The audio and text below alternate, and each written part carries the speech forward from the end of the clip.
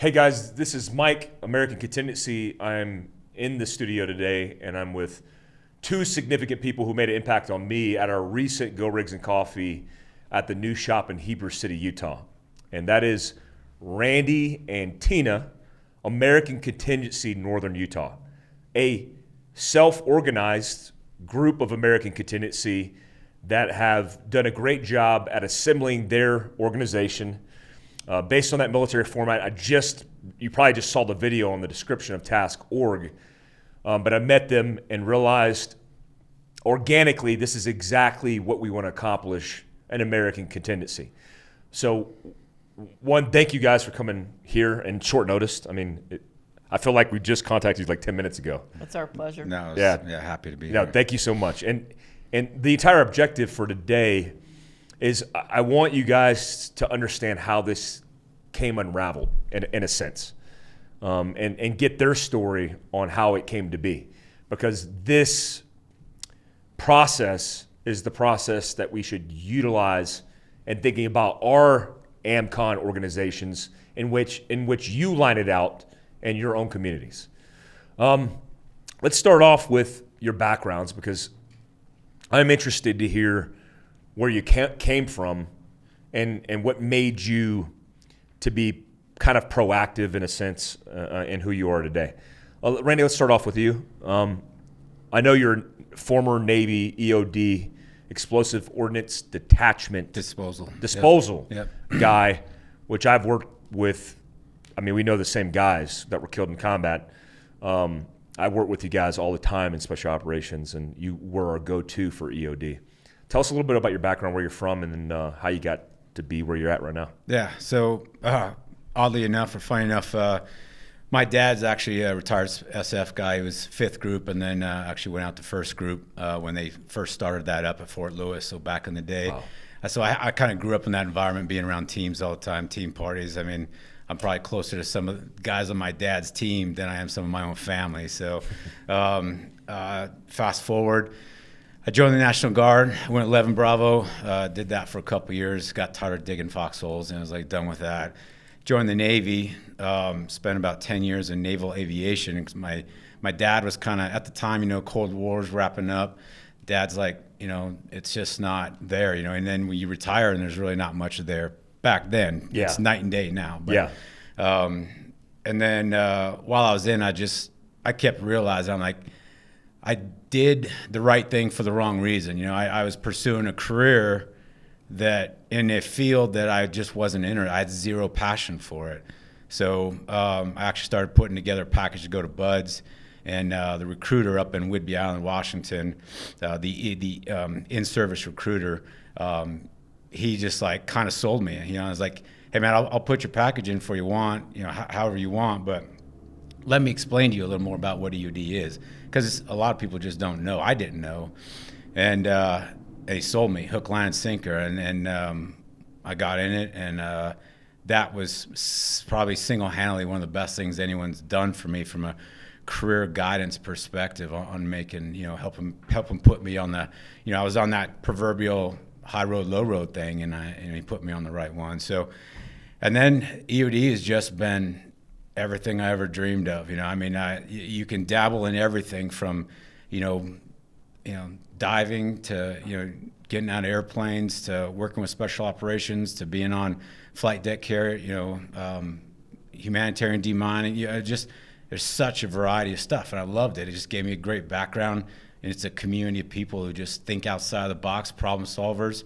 Nothing's ever black and white. It's just, there's 10 ways to skin this cat. Which one do you choose? So, going through that. I also, my first attachment was a Commander's in Extremis Force detachment support for you guys, a 10th group out of Panzer. It was a terrible trip. I had to spend 6 months in just outside of Stuttgart, Germany. That was great. And then it was good being around SF dudes again after growing up with them. It was kind of getting back in that environment. And then, then moved on and, took my own, eventually got to where I was taking my own teams out. Went to Iraq a couple times, Afghanistan a few times, working with again, working with special forces and just kind of oddball, wasn't really designed to be that way, but, there was a requirement and we would fill, and then, so the biggest thing about that is every time, you obviously everyone in the military moves a lot, or most people, and every time you move, you land, wherever you land, you get off the plane, you park your car, you have a network. You inherently have a network of people around you. When I retired in November and I moved to Utah and I parked the car and got out, I did not have that network, inherent, so. Wait, November of last year? Yeah. Oh, wow. Yeah. Okay, so this is just in recent history. Right, Yeah, exactly. really cool. So that was one of the things I was thinking. I was just concerned. And then as things in the news started picking up more and more, I started feeling more and more alone, My dad's up in Montana, 8.5 hours away. So that was, I've got my neighbor, type thing, but it's not the same. And so I was looking for more, and I was starting to slowly, with the overlanding thing, went from last line of defense, and you and Mike did a podcast. I got hooked on yours from that, and started following you some more, and then when you came out with this, I could see your passion and frustration with what was going on, and I was like, that's exactly how I freaking feel right now, and the seriousness you are about it. So I was like, yeah, and everything you're saying makes sense, and why, the get off the bench video was, I don't want to say life changing, but I mean it hit me, and I was like, yeah, Randy, what the F are you doing here right now? Why aren't you doing more? And then, from, the kind of rest is history. You started the locals page, and from there, there's a former Marine up in the Salt Lake City area that started a locals, Salt Lake locals.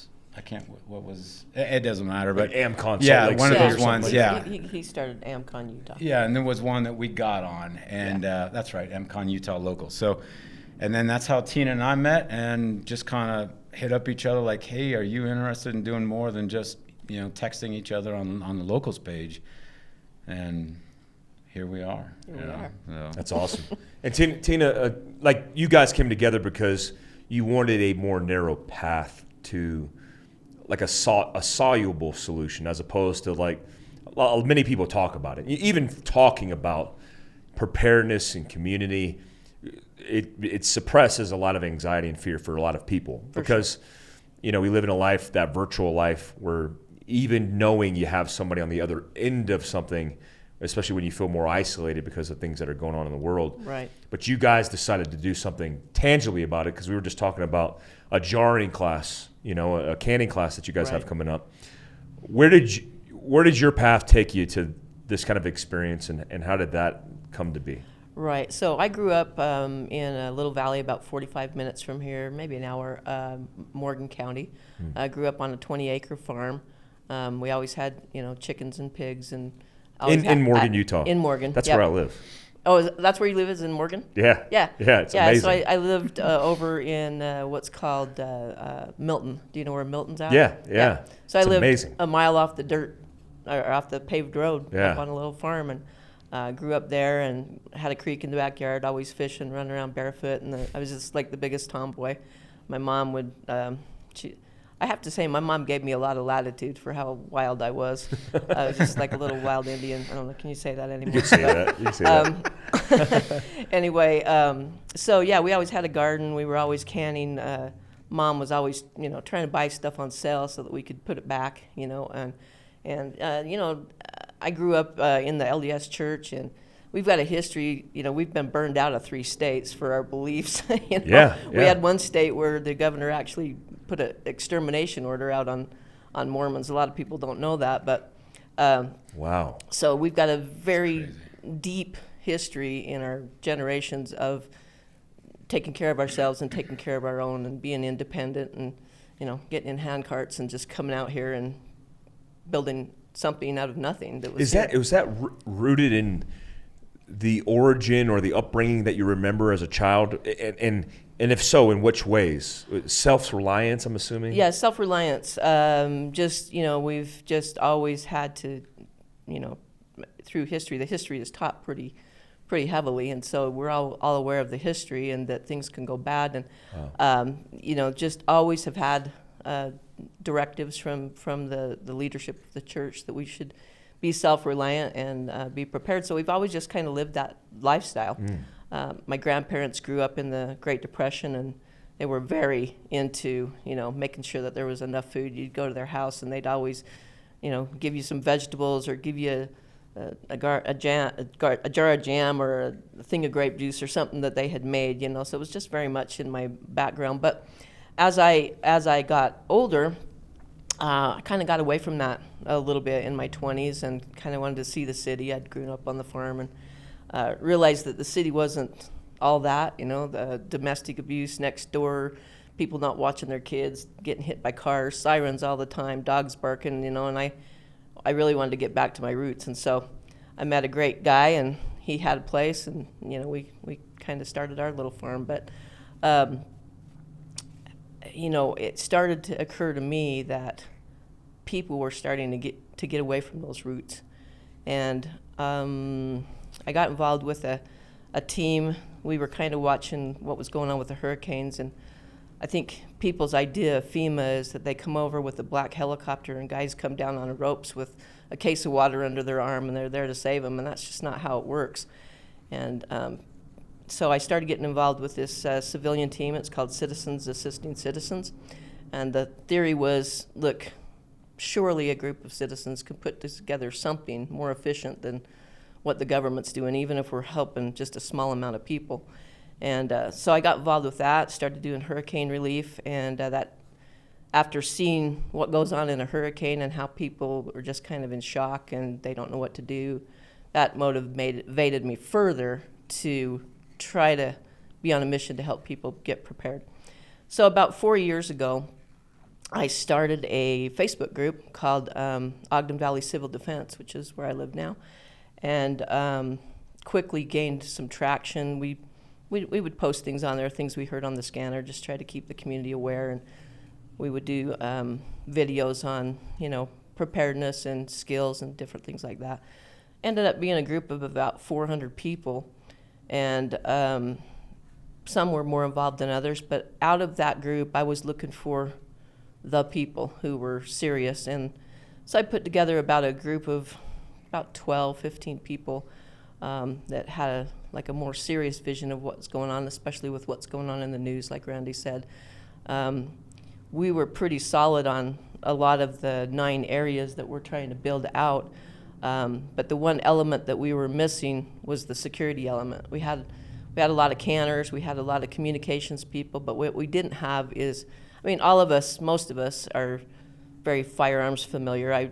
I grew up hunting and fishing, from the time I was a little kid. So we shoot, but we don't have the training that might become necessary in the future. And so I was trying to figure out how I could find those people.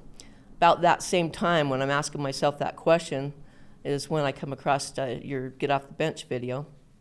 And I follow a lot of special operators. I don't know why. It's good. But yeah. the podcasts, they are hot. They are. Let's be honest. But anyway, being the tomboy I am, I'm just enamored with that lifestyle. So, you guys are making me blush. That's terrible. I'm not supposed to blush at my age. Anyway, so I thought, how can we? What do you guys call them? Pipe hitters? Pipe hitters, yeah. That's it. I needed to find some pipe hitters. Yeah. And so when I saw that and that locals group came up, I'm like, everybody's being scared. I'm just going to get out there and say, let's get together, So I did. I put a post up there that says, hey, who wants to get together for coffee or something? Randy was the first one that answered me, and then we had a few more, and I brought some people from my group, and we sat down and had some food, and then she couldn't find any pipe hitters, so she found me. Randy's a pipe hitter. Navy EODs, all those dudes are pipe hitters. Honestly, when I found out about Randy's background, I was like, holy crap, I couldn't have fell into a better situation right here. Yeah, it's you know, huge. so it's been great because I bring things that he doesn't have. He brings things that I didn't have, and it's been a very good serendipitous Absolutely. situation. So Yeah. Yeah. It's very interesting to me how you, in your own way, and I think this is what we used to think about like community service, or community watch, when we had this idea internal to our own reach and circumstance, which included our neighborhoods, our block, our neighbors. We were thinking about these things, and we literally did those things. We executed those things. We would go, hey, I'm having a barbecue. Anybody want to come over? And, you're having a barbecue, and I want to think that that's like the access and placement for you to have a conversation about, hey, did you see anything? Like, yeah, I'm going to keep an eye on your house. You're going to keep an eye on mine.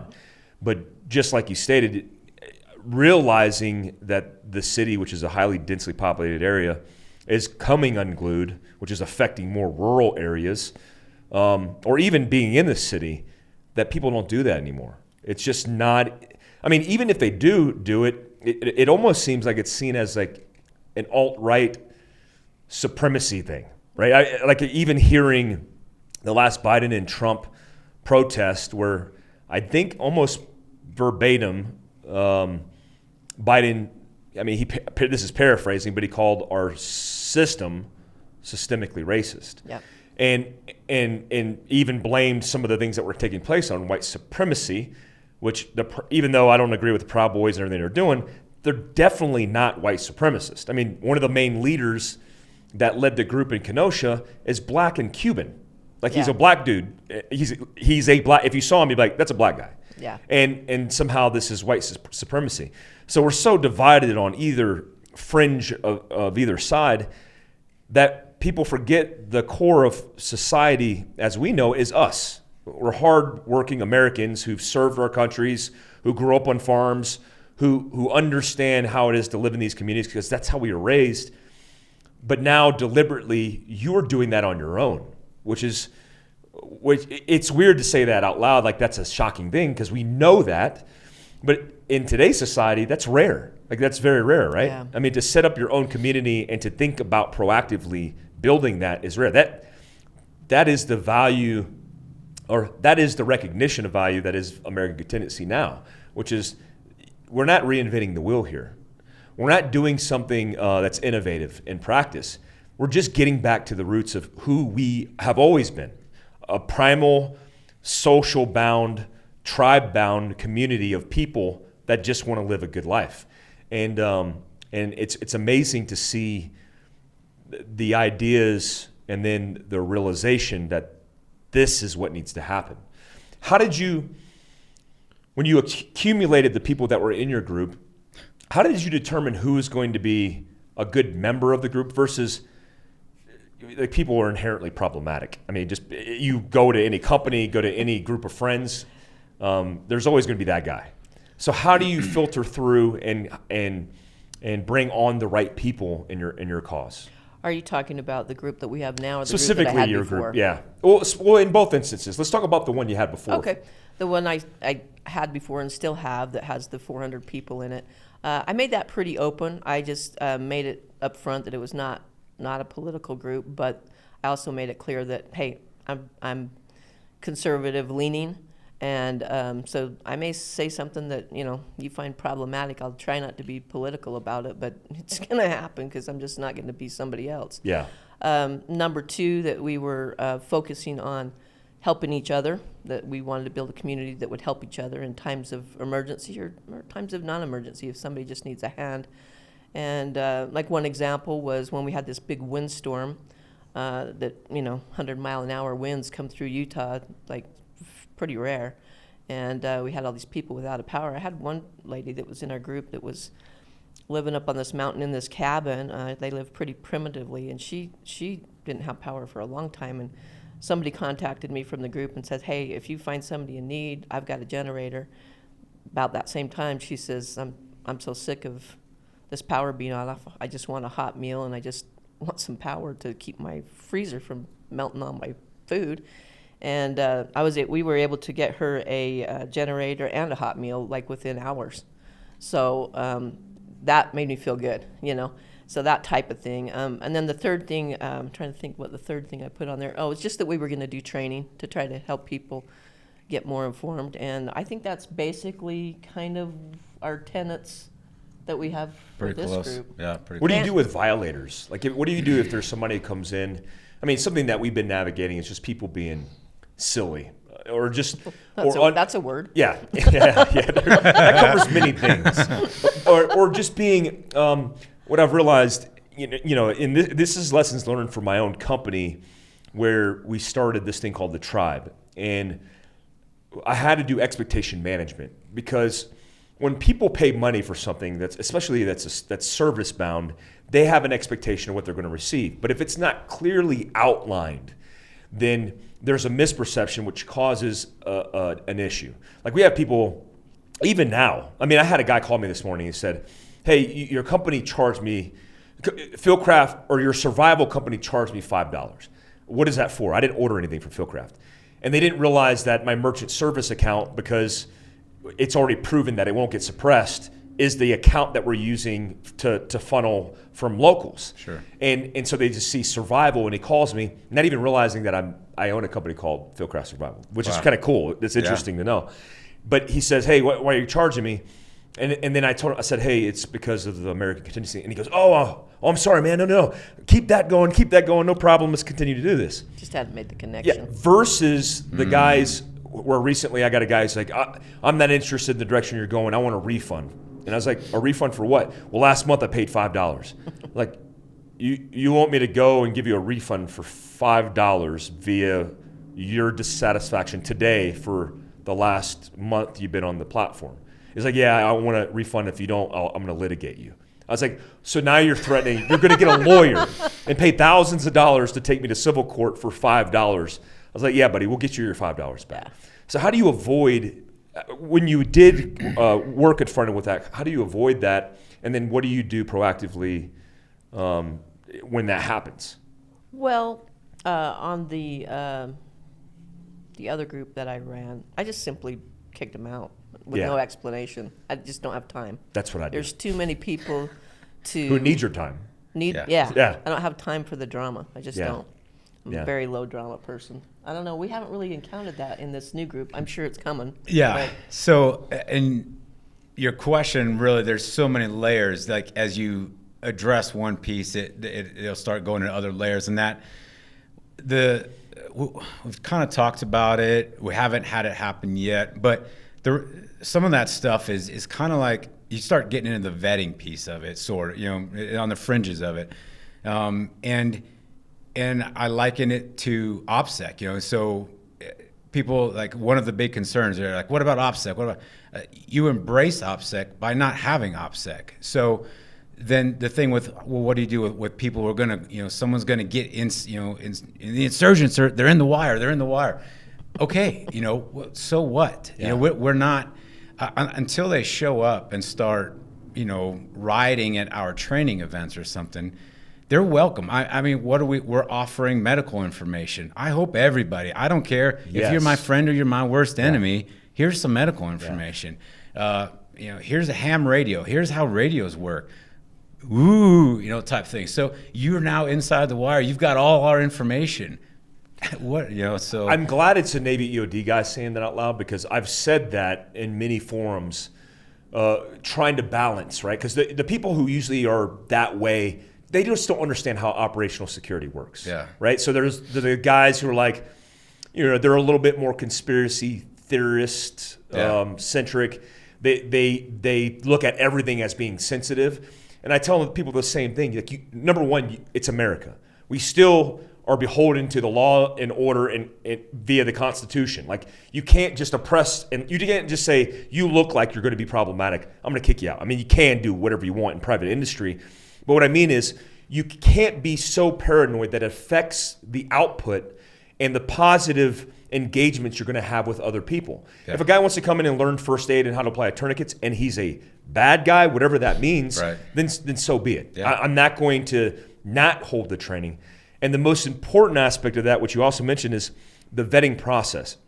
people should understand that the vetting process isn't a process necessarily to vet and make sure we have these law-abiding, shining examples of citizenship. Citizenry. That's a hard word to say. Let's write that How down. about the citizenship? Let's just get rid of that altogether. Let's bleep that out like I cussed. But what we're trying to do is we're trying to make additional steps in the process that make a more deliberate process from the end user's idea. Yeah. So they go. So then the idea is the further down the line you get means they're more likely and more prompted to be there for the right reasons. Because the likelihood of you having a member of Antifa signing up, that's what people are like, why are you charging then? If it's not about money, well, it's not about money because we're charging people $5 a month, okay? Meaning in the context of it not being about money versus it being about business, that's a poor business decision. But when I charge somebody $5, they have to give their personal information, including their credit card, which means there's a whole bunch of protocol that happens on the back end where if I see that, then a guy who's there for the wrong reasons is less likely to give me that personal information.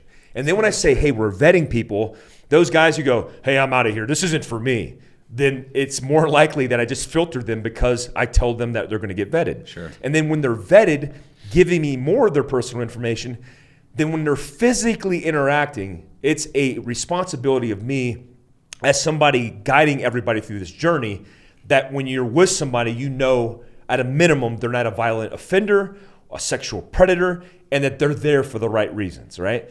And I think, yeah, just like you said, it's multifaceted and multi-layered, which I think is part of the process, right? Yeah. We have to have this. I wanted to ask you, because you have a military EOD background, when you look at everything that's taking place and you look at establishing security, you have to look at task organization. You have to look at organizing structured for means of efficient communication, of disseminating information, of even maneuvering people in natural or man-made disasters. What task organization did you decide to go with, and why did you choose that? Yeah, so we've pretty much got it down now, I think. I mean, and understand this is not, we don't have the benefit of, a man and recruit, hey, call the recruiters, I need another IT guy or another. So you kind of take what you get when you got it type thing, and manning perspective. So I had to keep that in mind when we're doing the task organization. And task organization, I'll just be upfront. I don't have an original idea of my own. I'll plagiarize everybody else's stuff. So, and all I did was just pull essentially, from my military background. And, so we've got, Tina and I are, co-leaders. It's not like a COXO or nothing like that. And that was something that the group decided on. They picked us. Our group is a democratic group where it's not a dictatorship. No one person is making any major decisions. So start with leadership. Then from there, we just broke it down by what I call departments. But so the one was kind of we blended, instead of having a 0 and a 1, we just blended it. So you have an admin / leadership. The 2 is our intel / IT folks. The 3 is our operations department. 4 is supplies. 5 is mobility, and we're kind of growing that right now, trying to define that exactly, but following a lot of your direction on that, honestly, and going from vehicular all the way down to dismounted and anything. I say anything in between, but are we talking about horses? Are we talking about ATVs? Are we talking about 4-wheelers? I'm letting them do that right now. It's like, here's the cat. Here's kind of the end state I want. Go skin it. 6 is comms, which is going great right now. Very, very ham radio focused, but not strictly ham radio. We're trying to make sure we're following a PACE program. So 7, training, and that's I'll get into that some more later if you want. 8 is our recruiting. And just and that's key. And that was honestly something I neglected because, again, I've never had to focus on it from being on my end of the spear. In my 30 years, it's never been, I didn't have to worry about it. The people showed up, they got orders. when you look at, and right, wrong, or indifferent, all the terrorist organizations out there, how are they so strong and so good at what they do? Because their recruiting is amazing. You can't have a tip of the spear without the spear itself. So we totally switched gears, put some focus on that. My girlfriend's kind of, in social media, so she's helped a lot, and that's just blown up. So we went from, what did we have before she came on, like 20? I think we had 20. And now we're over 60. So, and that's a week and a half ago, 2 Yeah. weeks. And your shout out obviously helped a ton. Thank you very much. So that's 8, and then 9 is medical, which we're trying to fill with our EMTs right now. And kind of everything is very soft clay right now. We're now nowhere near brick, building brick structure, but Yeah, and we need to I got to get with Kurt and the guys and line out. You guys are setting the example and leading the way in a lot of ways, and there's many organizations, including a buddy of mine, Nate, who's here, who's doing the same thing down in Arizona. But we need to, as you guys develop and stand up based on the organization and how things are lining out, we need to provide the example of what right looks like. And I'd like to use you guys as a model for that. And then look at vetting the entire organization via the members that you want to be vetted right off the bat. So what we could do is we could essentially vet an organization and say, hey, AmCon Northern Utah is vetted, which means the leadership of that organization is now able to vet their own, and then you could relay those numbers to us to be able to get, I think they were doing stars now for vetting. That way we could increase the vetting apparatus. Because on the horizon for vetting is to take organizations in groups, and just like we operated in Afghanistan, basically show up at a FOB, a forward operating base, and go into that base and interoperate with them from a headquarters perspective and looking at their organization, looking at the deficiencies and the things they don't have, so we could provide that support. And then look to do training, which we're going to talk about here in a minute, but doing training so your organization, from the staff training to the planning training to the actual training and small unit tactics, could benefit as an organization versus onesies and twosies, or even pulling people, because I think that's the future. It's a headquarters element that's providing the guidance, eventually providing a lot of financial and logistical support, which is what we want to ramp up when we migrate to a 501c3 next year, and then provide each FOB with the best assurances and practices as we develop and grow. And man, it gives me chills and goosebumps thinking about this, because when you look at decentralized, I'll call it strategy, in successful operations overseas and special operations specifically, that's how we operated, right? Because it affords the most opportunity for you to address your own issues in your own regions. Yeah. Because Utah's, like that 100-mile-an-hour windstorm thing was crazy. I was driving to Montana, and there was 6 tractor trailers that were flipped.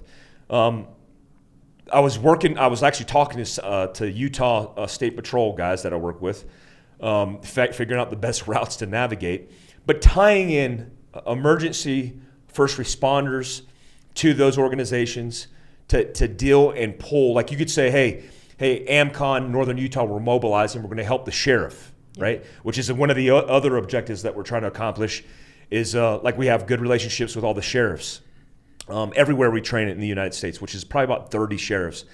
And getting those sheriffs to understand the significance of not just utilizing them in a search and rescue capacity, but a security capacity as well, anything capacity, will allow us to be able to actually organize with local governance to improve community relationships and security and protection. Right. I mean, on that, so, and I'm sorry to interrupt. No, you're not at all. But on that point, That's so Tina and I both have volunteered with the Ogden, Weber County. I'm new here, so Weber County Sheriff's Department, and as we were talking to him, I was kind of telling him about AmCon and all that in the interview, and he walks me in the sheriff's office. I totally blindsided me. I'm like, all right, here we are, and but I was kind of on that same track. To your point was. Because he's talking about, well, if things get bad, we're gonna get a posse. We're talking about signing on a posse. I'm like, well, that's very John Wayne of you. I love it. However, who's showing up to that? Yeah, right. You have no control. I was like, I'll be happy to give you a capes and limbs brief of what we have, who we have, where we're going with it, so that you get. And I'll tell you what you're getting when you get it, as opposed to, hey, can I get 30 people with guns type thing. Well, I'll give you maybe 12 people with guns, but they have X, Y, and Z training. Yes. And they understand rules of engagement and escalation of force. Yeah. Not just, everyone showing up with their ARs and you don't, have zero credibility or zero training as to, decision-making process on when to pull a trigger and when not to, when to even point a gun or not to type thing. So that's one thing I stress, because that concerns me when they, when they're at that level of, I don't want to say desperation, but they have that level of concern where they're just willing to, hey, I need, however many people you have with horses and guns. And I'm like, man, that can go very wrong for you. Yeah. You mentioned a story in one of your podcasts about, going in the country and having like just 2 or 3 days with your indige, and you had to go out,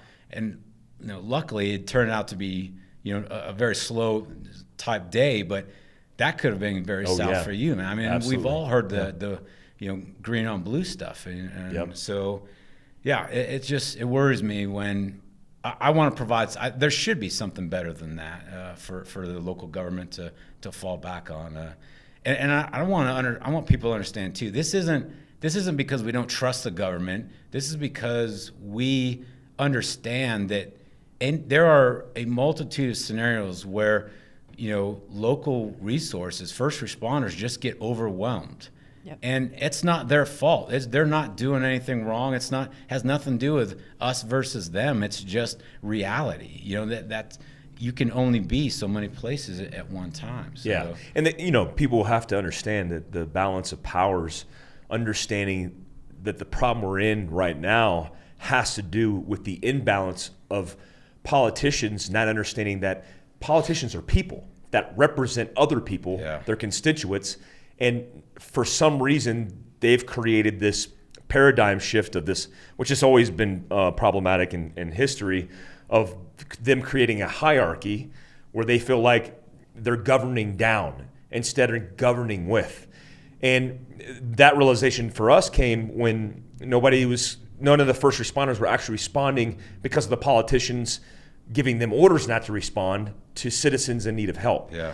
And this in messaging for me, from a perspective of Fieldcraft survival, has always been, you should be self-reliant, right? I grew up that way. My dad didn't depend on any government organization, even though when we should have been getting welfare, we never were on welfare because we would do whatever it took.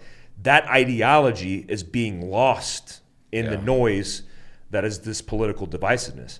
And people think, they say, is this a patriotic movement? Well, now you've associated patriotism with something that's wrong. This for certain is a patriotic movement, because the best patriotism in the United States of America is an American doing for themselves all the things they could do in the confines of freedom, which is we have huge left and right limits, which is massive. Resiliency. Well, I could just say to your point, about being your own first responder, not having to rely on the government. There is messaging out there right now that is telling people, if you have that kind of attitude, that's inherently racist. Yeah. Oh yeah. Yeah. Isn't that crazy? Isn't it crazy?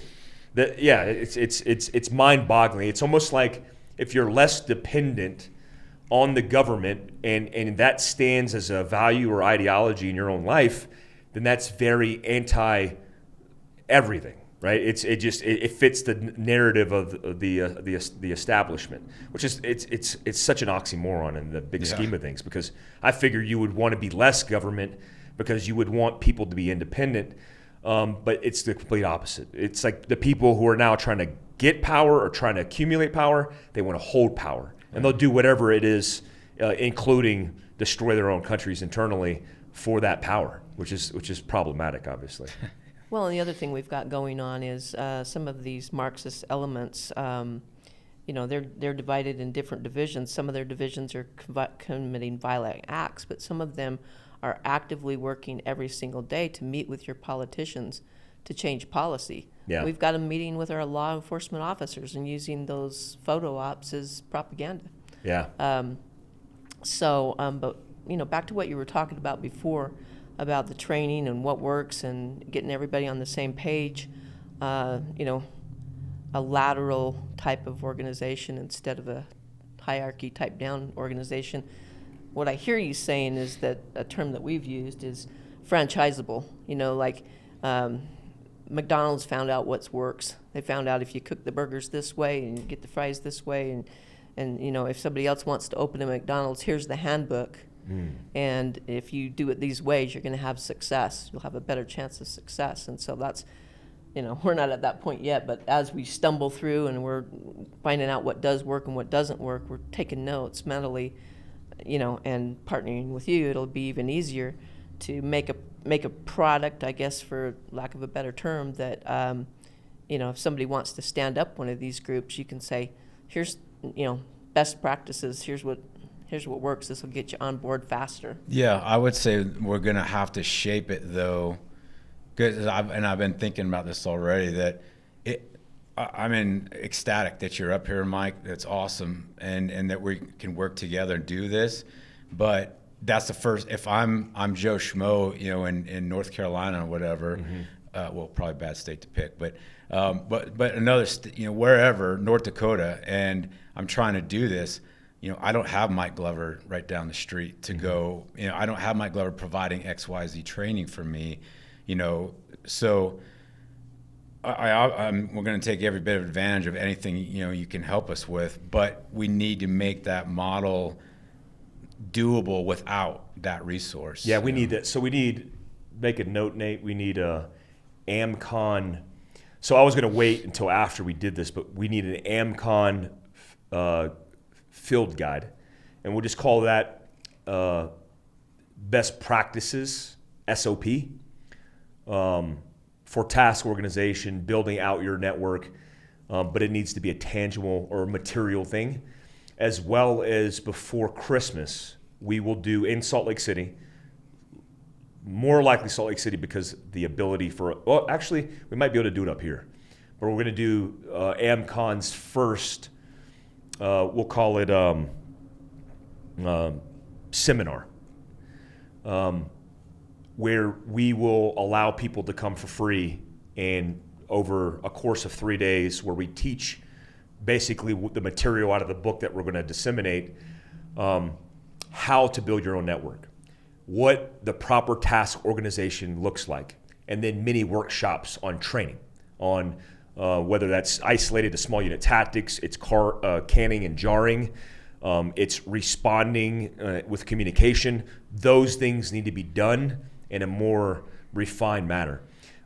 Deliberately on the timeline, we set up to where we were going to let things unfold to see how people migrated their own groups, with the idea, or at least with the assumption, that people were going to do this based on people in their own community standing up like you did, saying we are going to take control of this. One of the concerns I have is the means in which people communicate. How do you communicate to your inner community and get everybody on the same sheet of music? What are some of the platforms you're using, and how are you able to accomplish that? Well, it's definitely a work in progress, because we're figuring out what does work and what doesn't work. We were just talking about that before we came here. I was telling your associate there that it's a little like herding cats in a room full of rocking chairs. But we found that we like Signal for just letting them chat back and forth. We took Signal and we made different groups. So we made a training group. We made a, like a training and comms, and Right. made different groups on there Each so that the department. people that are in those departments can plan and organize with each other. That's got its pros. It's also got its cons. We're finding that out. We have a Discord group. We have 2 Discord groups. One is just for the general group. It's where we post, our trainings, different information, where you can buy ammo at a cheap price, all kinds of categories. Everybody's, able to contribute there.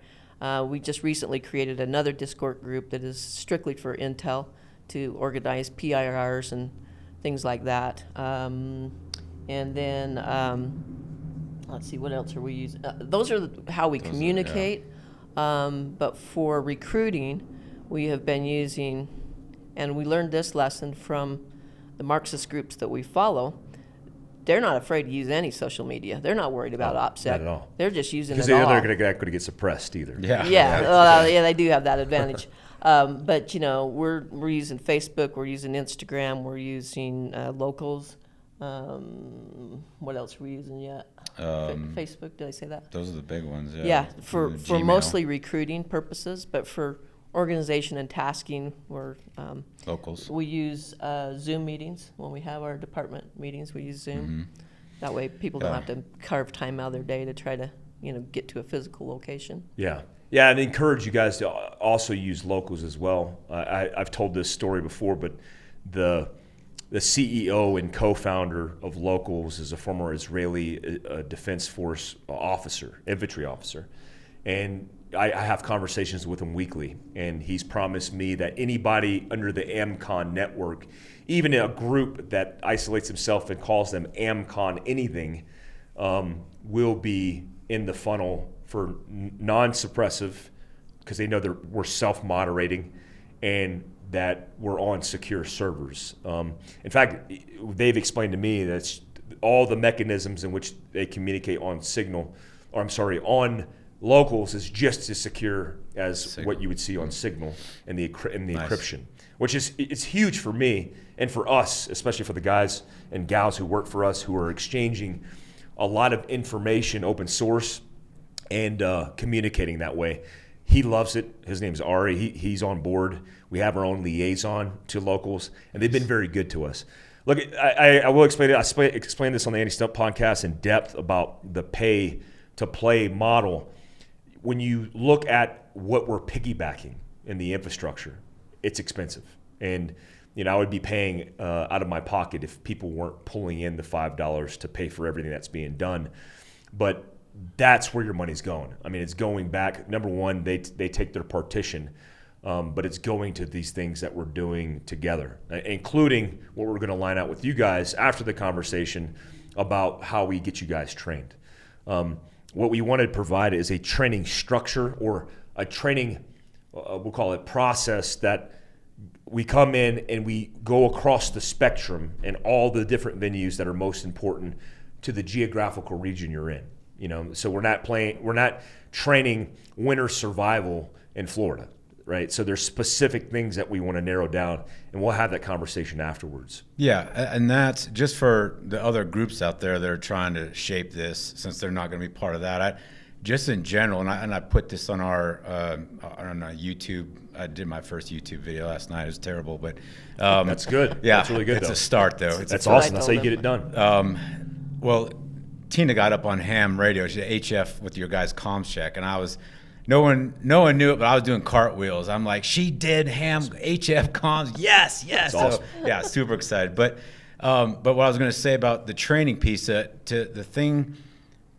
understand the departments and how they tie together. So you start with your intel, and this is, I think, what you're saying, where you take your most dangerous most dangerous threat and your most likely threats. 2 or 3 of those, but your most dangerous and most likely. You feed that to your ops department. Your ops department looks at it and starts, how do I crack this egg? I have the threat. What capabilities do I need to address these threats? And then once they define the capabilities that they need, now they go talk to the training department and say, hey, training department, what what can you do to address these capabilities? Well, we can develop training X, training Y, training Z. Okay, so let's do that. And then you feed that back, and the ops department start tracking that now. And now they're looking at, well, I've got people in location 1, location 2, location 3. 1 and 2 are good to go, but 3 needs some more medical training or whatever it happens to be to address the threat that's in their area, maybe that's more than in another area. Obviously, we have people who live in the valley as opposed to people who live downtown Salt Lake. So those are they're dealing with different threats, and so one plan doesn't cover everybody. Yeah. And the flip side is the manning side. You need to recruit because you may not have everybody you need in an area. So that goes back to recruiting. I need to just give me the people and we'll train them to what they need. Yes. So it's a very OODA loop type thing that you have to stay on top of every piece of it. Yeah. It all works together, right? Yeah, for sure. Yeah.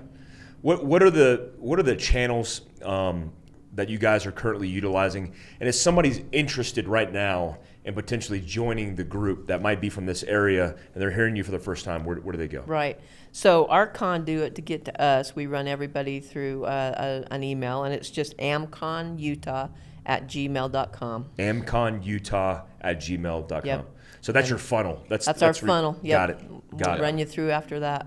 Awesome. That's perfect. Yeah, Facebook and Instagram, whatever, locals, all of those will bring you to that email address. Yeah. Right. Yeah, I'm sorry we're running short on time, but we have a whole bunch of breakouts to do afterwards. So you guys will get some bonus content as well. We'll have Julian film some Living My Prep Life content for additional questions that I have even after the fact. I'm interested in this tie-in too of understanding how the Mormon Church operated. I think it's super interesting how they've always been a great representation of what self-reliance looks like. And I think everybody kind of knows that, but if not, I'd like to further educate them. I want to say thank you to both of you for being on and taking the time out of your day. Thank you, Mike. Mike. It means a lot. It's a pleasure. Yeah, thank you so for much. having us, Mike. Yeah, we look forward to working with you guys.